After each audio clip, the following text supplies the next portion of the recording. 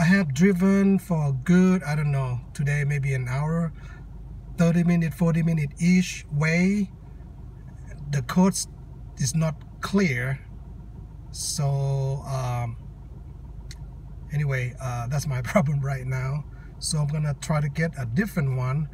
I attempted to get a dealer one for 230 or something like I say, but I'm gonna maybe take a chance getting it from you know, from Rock Auto for like $100. So as long as the number matches, but it might not be exact OEM like the original one. I know that many of you recommended get exactly the same brand and everything exactly. I would try to look online, see if I can match it, you know. If not, I'll get the, I think Denso one from Japan. It has the same number and we'll see how it goes. Basically the code I'm getting is P2243 and P0171. That's what I'm getting so far. I installed this O2 sensor, upstream O2 sensor from, I guess, aftermarket from eBay for like $50. It has the same number as my original, but it didn't clear my code, so I'm gonna return it. Normally dealer will charge about $230 for OEM one, but I think I'm gonna go to rockauto.com and get like a Japanese, I think it's called a Densu, if I remember correctly, or I can get the NTK one. So that's my plan. I'm gonna return this next.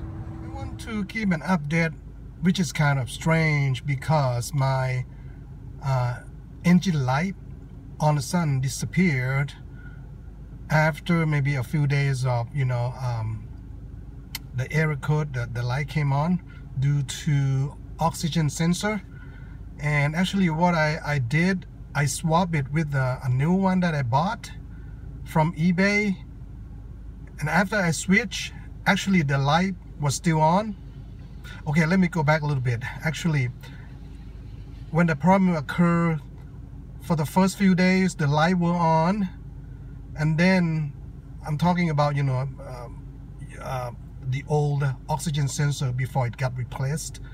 But after a few days the light disappeared, but at the time I was still, you know, not sure what happened, and I thought that I still had to replace it, so I bought a new one from eBay, right? And then I put it on, but it didn't fix the problem, so I'm returning it. Yeah, I pay like $50. Probably took a chance on that. But now after I cleaned the original O2 sensor, the upstream one, I dip it in vinegar overnight, you know, using vinegar, right? And then I put it back on, and so far there's no engine code. So